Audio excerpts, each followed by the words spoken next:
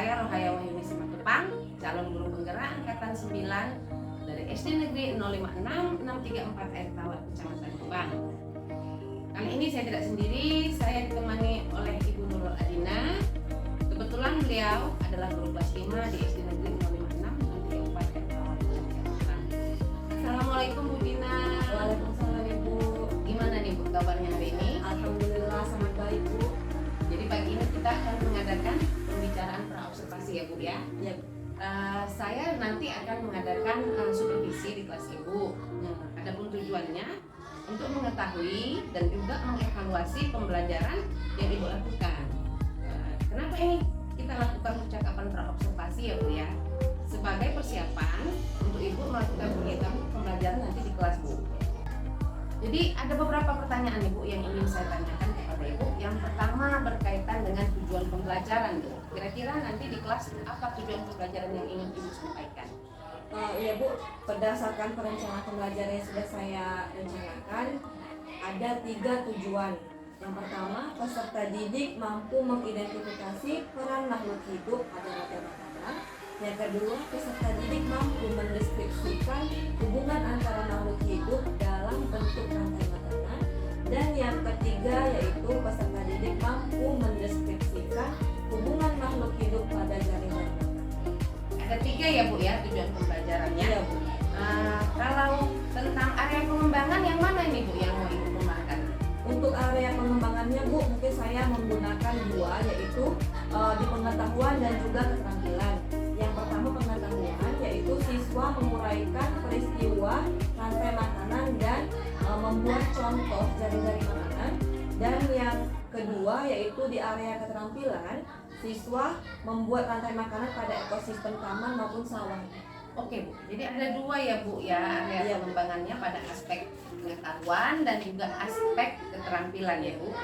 Sekarang saya ingin tahu nih Bu, bagaimana tentang rancangan pembelajarannya, bagaimana strateginya, modelnya, atau juga media yang akan Ibu terapkan di kelas Ibu nanti. Baik Bu, untuk strategi yang saya gunakan adalah pembelajaran berdiferensiasi berdasarkan kesiapan belajar siswa yang diintegrasikan dengan pembelajaran sosial dan emosional. Nah, kemudian siswa akan melakukan pembagian kelompok sesuai dengan kemampuan, keterampilan, dan keaktifan siswa. Dan untuk model, saya menggunakan model pembelajaran basis masalah atau problem based learning. Dan untuk metodenya mungkin saya akan menggunakan diskusi kelompok, tanya jawab, dan juga penugasan. Oke, sudah komplit ya Bu ya, pakai strategi pembelajaran berdiferensiasi, terintegrasi dengan pembelajaran sosial emosional ya Bu ya. Model pembelajarannya tadi problem based learning ya Bu ya. Iya. Dan juga medianya di situ modelnya Ibu dengan metode diskusi kelompok dan penugasan serta tanya jawab ya Bu ya. Iya. Sekarang bagaimana dengan medianya ini Bu? Kira-kira apa media yang Ibu gunakan di dalam kelas? Untuk media pembelajarannya saya akan menggunakan media gambar, kemudian LKPD atau lembar kerja, video pembelajaran, dan juga laptop tentunya. Oke Bu, kira-kira nih Bu, kapan ini akan Ibu laksanakan pembelajaran di kelasnya? Nah, kebetulan hari ini saya ada jadwal Bu, jadi bisa hari ini. Oke ya Bu ya. Jadi nanti hari ini jam berapa tadi Bu ya? Jam kedua Bu. Oke, nanti hari ini pada jam kedua saya akan datang ke kelas Ibu untuk melaksanakan supervisi ya Bu ya. Juga saya akan mencatat hal-hal apa saja yang terjadi di dalam kelas Ibu. Boleh Bu? Boleh Bu. Selanjutnya nanti saya akan melakukan kegiatan observasi nih Bu di dalam kelas Ibu. Kita adakan percakapan yang terakhir yaitu percakapan pasca observasi ya Bu ya. Iya Bu. Sebelum kita akhiri, kira-kira nih apa yang Ibu dapatkan dari pembicaraan kita pagi ini? Saya mendapat gambaran media apa yang akan saya gunakan nanti Bu. Kemudian media apa yang harus saya persiapkan. Jadi kebetulan saya memiliki gambaran dari percakapan yang kita lakukan hari ini. Ya Bu, baik ya Bu ya. Terima kasih atas waktunya. Terima kasih telah bersedia dengan saya berbincang-bincang pada percakapan observasi ini. Sampai ketemu nanti di kegiatan observasi dan juga pasca observasi ya Bu ya. Sukses ya Bu. Iya Bu. Demikian percakapan pra observasi kali ini. Sampai bertemu kembali pada observasi dan juga percakapan pasca observasi. Wassalamualaikum warahmatullahi wabarakatuh. Assalamualaikum warahmatullahi wabarakatuh.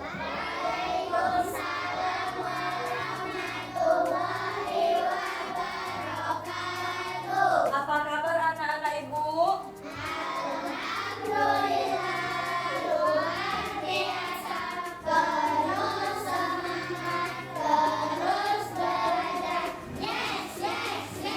Oke, sebelum memulai pelajaran hari ini, baiklah kita berdoa terlebih dahulu. Pimpin dulu doanya, Jaki. Berdoa dimulai. Berdoa selesai. Nah, hari ini hadir semua ya. Kalau begitu, sebelum memulai pelajaran kita bernyanyi dulu. Kita nyanyi lagu Garuda Pancasila. Kami bertepuk tangan. Ibu hitung 1, 2, 3.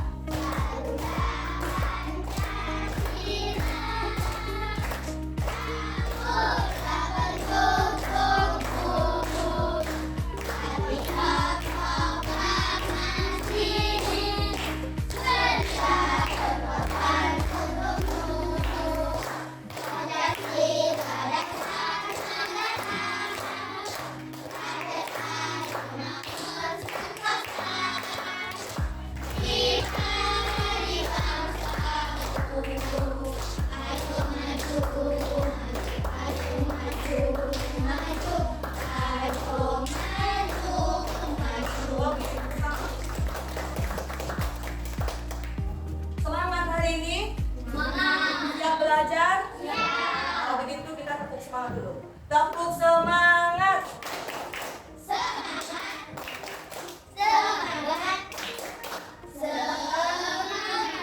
Oke, pembelajaran kita hari ini yaitu tentang rantai-rantai makanan.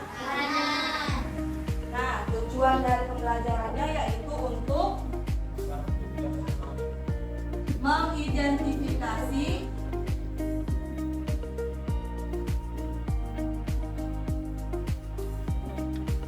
peran makhluk hidup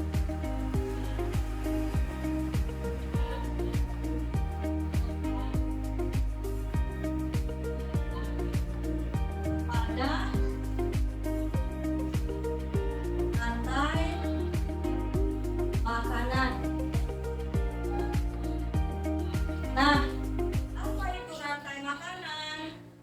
Ya, Winja, apa itu rantai makanan? Rantai makanan merupakan proses makan dan dimakan pada serangkaian organisme dengan urutan tertentu. Setiap makhluk hidup membutuhkan suatu energi untuk hidup. Ya.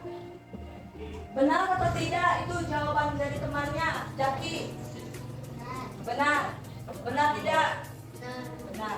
Nah, untuk lebih jelasnya, mari kita saksikan video pembelajaran berikut ini.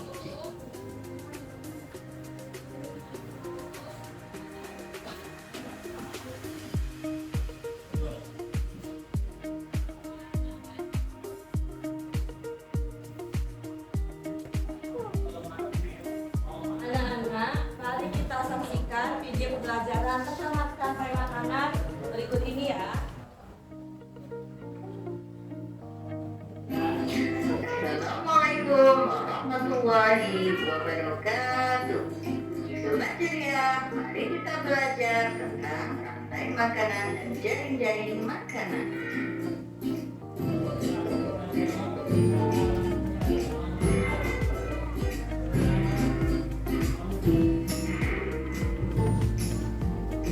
Rantai makanan.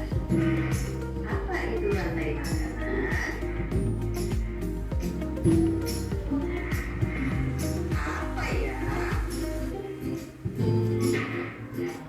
Rantai makanan adalah peristiwa makan dan dimakannya makhluk hidup pada urutan tertentu dalam sebuah ekosistem yang berlangsung secara terus-menerus.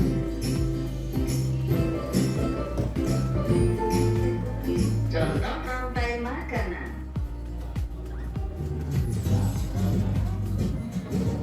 Dia adalah tumbuhan. Tumbuhan dimakan oleh ulat. Ulat dimakan oleh ayam. Kemudian ayam dimakan ulat.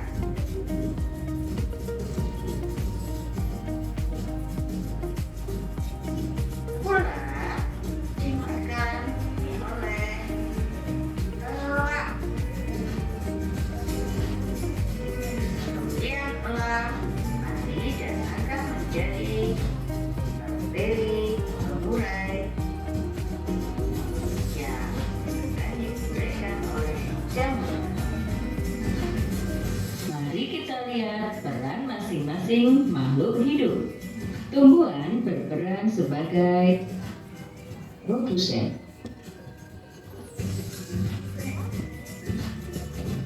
Ulat sebagai konsumen tingkat 1. Ayam adalah konsumen kedua. Sedangkan ular adalah konsumen ketiga. Elang sebagai konsumen keempat atau disebut sebagai konsumen puncak. Jamur adalah sebagai pengurai.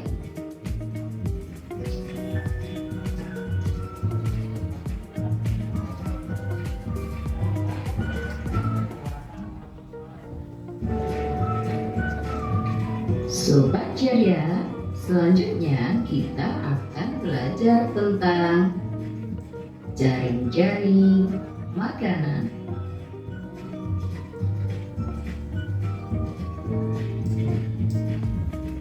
Jaring-jaring makanan adalah kumpulan dari beberapa rantai makanan yang saling berkaitan dalam sebuah ekosistem. Jaring-jaring makanan contohnya sebagai berikut. Ini ada sebuah tumbuhan. Tumbuhan akan dimakan oleh ulat. Ulat dimakan oleh ayam.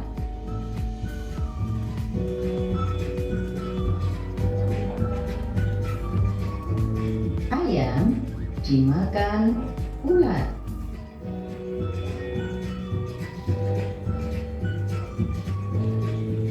Ular dimakan oleh elang.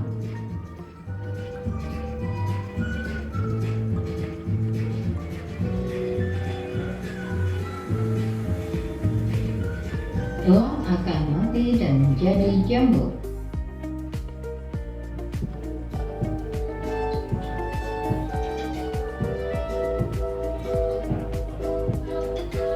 Nah, di sini ayam juga bisa dimakan oleh elang. Ulat dimakan oleh burung. Burung kecil ini akan dimakan oleh elang.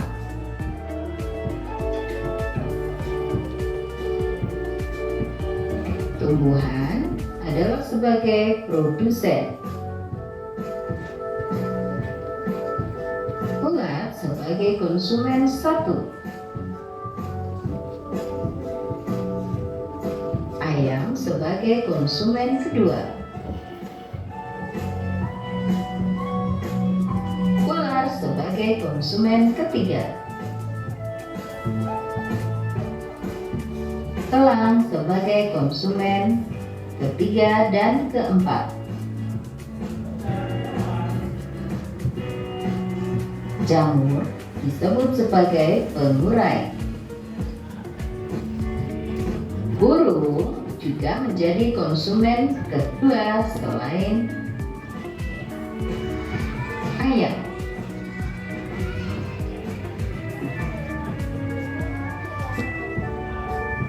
Nah, Sobat Ceria, bagaimana? Sudah paham tentang rantai makanan dan juga jaring-jaring makanan? Alhamdulillah kalau sudah paham. Kasih jempol untuk sobat ceria semua.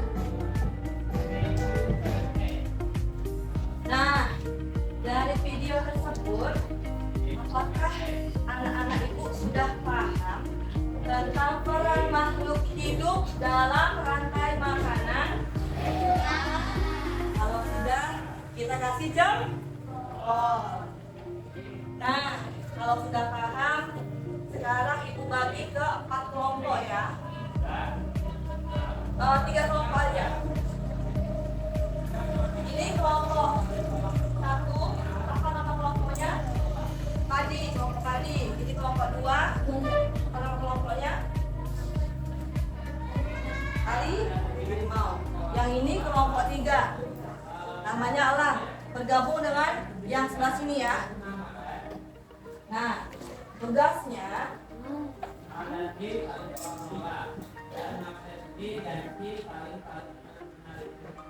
untuk kelompok padi, tugasnya geser dulu kursinya.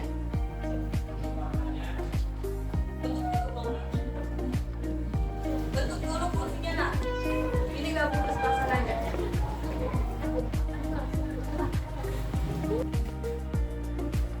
Sudah dibagi kelompoknya nak? Sudah. Kelompok pertama yaitu kelompok padi.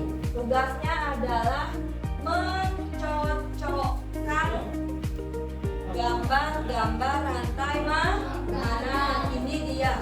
Di sini nanti digunting terus ditempel ya. Di sini. Paham? Ada pertanyaan? Bekerja bersama kelompoknya. Ini kelompok padi. Kelompok kedua tadi namanya kelompok harimau. Tugasnya adalah menggambar rantai-rantai makanan. Misal di sini ada apa? Ada tumbuhan, ada belalang, ada katak, ada ular, ada elang, dan ada jamur. Ini digambar di kertas ini ya, menggunakan pensil dan dicat. Oke? Oke nak? Oke, ini sudah kelompok harimau. Dan yang terakhir yaitu kelompok 3, namanya kelompok elang. Tugas kelompok elang yaitu membuat rantai makanan.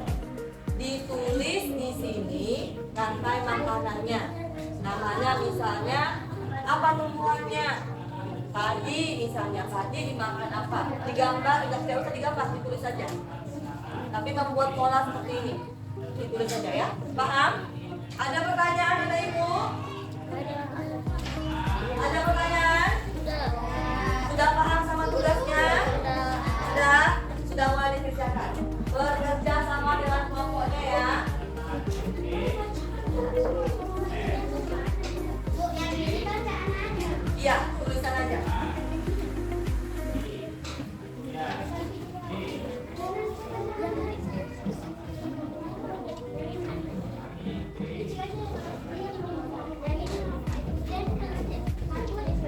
Bu, 1 apa 2 bu? 1 rantai makanan di ekosistem sawah atau ekosistem darat.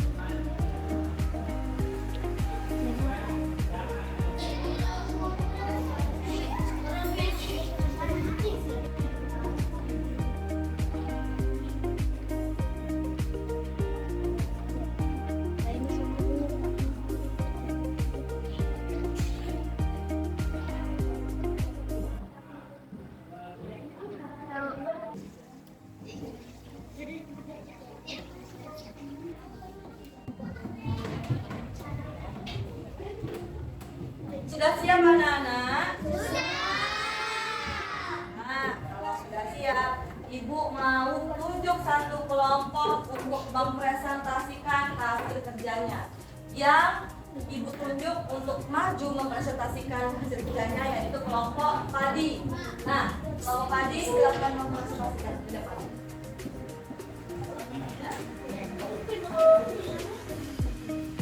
Assalamualaikum warahmatullahi wabarakatuh. Kami dari kelompok padi akan mempresentasikan hasil kerja kami. Saya sebagai ketua kelompok yaitu Zaki Al-Hadid, dan ada pula rekan saya yaitu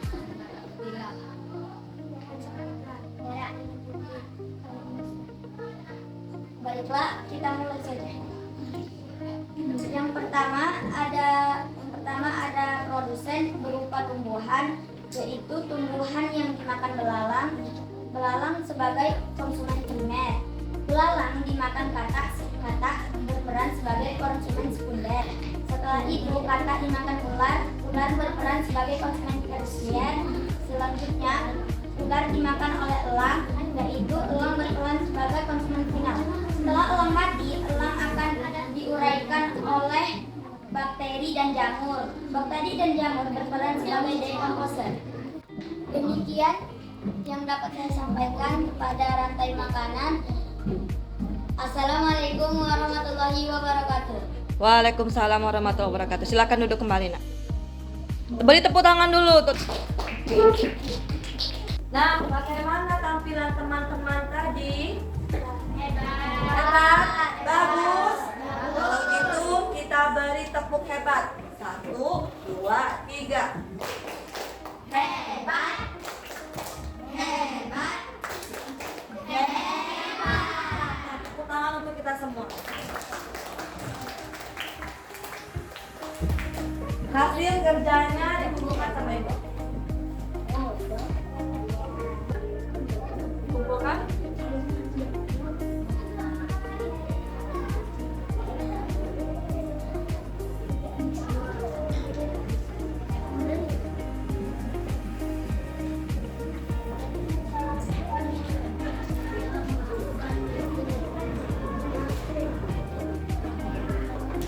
Berdasarkan pembelajaran kita hari ini tentang rantai makanan, bagaimana perasaannya?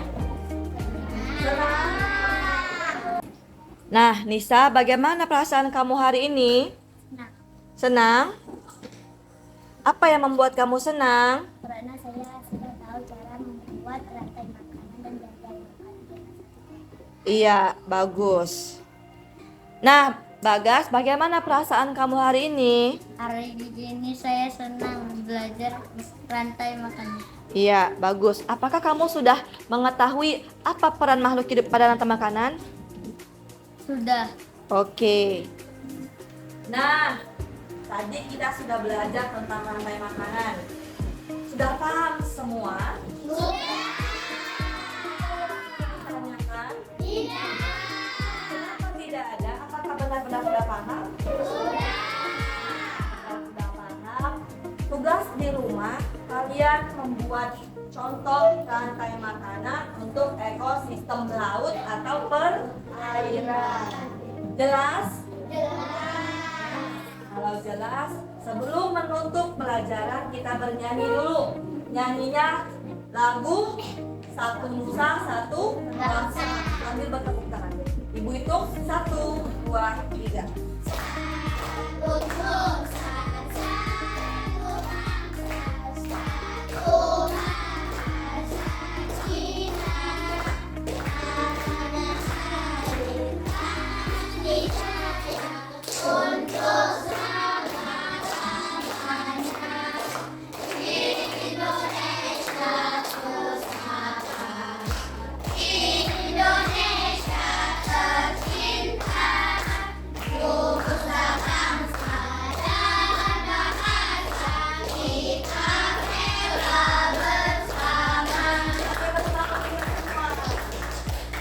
Nah, karena waktu istirahat telah tiba, sekarang kita boleh istirahat semua. Jadi Bu, kita kan sudah melaksanakan observasi tadi ya Bu ya di kelas Ibu. Selanjutnya kita akan mengadakan pembicaraan pasca observasi nih Bu. Jadi terkait kegiatan observasi yang telah terjadi di kelas Ibu ya. Pertama-tama tujuan yang ingin saya sampaikan itu untuk mengevaluasi sejauh mana proses pembelajaran yang sudah Ibu lakukan di kelas. Jadi pertanyaan saya pertama nih Bu ya, bagaimana nih perasaan Ibu terkait dengan jalannya observasi kelas yang sudah kita lakukan? Iya Bu, mungkin karena belum terbiasa ya Bu, jadi saya merasa deg-degan. Tapi alhamdulillah proses pembelajaran dapat berjalan dengan baik. Alhamdulillah Bu ya, sudah berjalan dengan baik. Bisa diceritakan kembali nih Bu, kira-kira area pengembangan apa yang sudah Ibu lakukan di kelas tadi, kemudian langkah-langkah dan juga tahapan-tahapannya yang sudah Ibu lakukan tadi di kelas. Kalau untuk tahapan Bu, sepertinya saya membuat kerangka pembelajaran. Kemudian untuk area pengembangan mungkin dari area pengetahuan dan juga keterampilan. Nah untuk pengetahuan siswa membuat rantai-rantai makanan. Sedangkan untuk keterampilannya siswa membuat contoh-contoh rantai makanan di sawah Bu, di sistem sawah. Oh baik Bu, jadi area pengembangannya pada ranah pengetahuan dan keterampilan ya Bu ya. Jadi menurut Ibu nih sejauh mana kira-kira penerapan area pengembangan yang sudah Ibu laksanakan dalam observasi kita tadi? Alhamdulillah berjalan dengan baik Bu, namun memang masih ada beberapa kekurangan. Ya, jadi menurut Ibu sudah baik ya Bu ya. Begitu juga yang saya perhatikan tadi, tapi masih ada beberapa kekurangan ya Bu ya. Iya Bu. Menurut Ibu apa kekurangan atau mungkin kendala-kendala yang Ibu hadapi nih Bu selama proses observasi tadi Bu? Kekurangan ataupun kendala yang terjadi Bu, tentunya mungkin dialami oleh guru-guru lain juga. Masih ada beberapa siswa yang tidak ingin terlibat dalam kegiatan belajar tersebut Bu. Artinya siswa tersebut kurang aktif. Oh baik Bu, berarti ada siswa-siswa yang kurang aktif ya Bu ya? Atau mengandalkan teman aja begitu ya Bu Iya ya? betul Bu. Nah, menurut Ibu kira-kira mengapa hal itu bisa terjadi? Terus kenapa mereka kurang aktif dan kurang ikut berkontribusi dalam kegiatan kelas Bu? Mungkin dalam pembagian kelompok Bu, dengan jumlah siswa yang terlalu banyak setiap kelompoknya. Jadi saya akan menggunakan pendekatan yang sesuai dengan minat anak. Misalnya saya membagi kelompok berdasarkan gaya belajarnya. Ada yang gaya belajarnya visual, auditori, dan kinestetik, sehingga anak akan merasa lebih nyaman. Jadi saya sesuaikan dengan kenyamanan anak tersebut. Mungkin saya melakukan pertanyaan kepada anak tersebut agar menyesuaikan dengan kegiatan yang ada di kelas, harus seperti apa gitu. Baik Bu, jadi itu harapannya ke depan ya Bu ya. Pada saat nanti proses pembelajaran yang selanjutnya ya Bu ya, baru Ibu menyesuaikan dengan kenyamanan siswa-siswa Ibu. Ada yang menggunakan gaya-gaya belajar masing-masing, ada yang visual Ibu ya, ada auditori, ada juga kinestetik ya Bu ya. Dan juga mudah-mudahan apa yang Ibu rencanakan dapat terrealisasi dan memberikan proses pembelajaran yang lebih baik di dalam kelas Ibu ya Bu ya. Saya tunggu nanti Bu ya cerita-cerita selanjutnya, kira-kira bisa direalisasikan atau tidak ya. Kira-kira kapan ini Bu akan melakukan perubahan dengan rencana-rencana yang sudah Ibu katakan tadi? Mungkin untuk waktu tepatnya belum saya tentukan Bu, tapi insya Allah saya akan lakukan secepat mungkin akan dilakukan. Namun ini karena sedang ini ya Bu, sudah berada di minggu-minggu terakhir, jadi mungkin akan dilakukan di awal semester. Oke baik Bu, rencananya sudah bisa diterapkan di awal semester nanti ya Bu ya. Iya Bu. Kira-kira bagaimana nih perasaan Ibu dengan percakapan kita hari ini? Lega Bu, saya sudah berhasil mempraktekkan pembelajaran berdiferensiasi yang terintegrasi pembelajaran sosialnya dan emosionalnya di kelas saya. Oke, baik ya Bu ya. Saya ucapkan terima kasih kepada Bu Dina yang sudah meluangkan waktu dan juga menjawab pertanyaan-pertanyaan saya mulai dari awal pra-observasi, masa observasi, bahkan sampai ke pasca observasi. Terima kasih ya Bu Dina. Sama-sama Ibu, mudah-mudahan apa yang Ibu rencanakan ini bisa secepatnya direalisasikan. Demikianlah rangkaian kegiatan supervisi akademik yang sudah kami lakukan, yang dimulai dari percakapan pra-observasi, kegiatan observasi, sampai pasca observasi. Terima kasih sebesar-besarnya saya ucapkan kepada Ibu Nurul Adina selaku guru kelas 5 yang sudah melaksanakan kegiatan pembelajaran di kelas. Saya tutup. Wabillahi taufiq wal hidayah. Wassalamualaikum warahmatullahi wabarakatuh.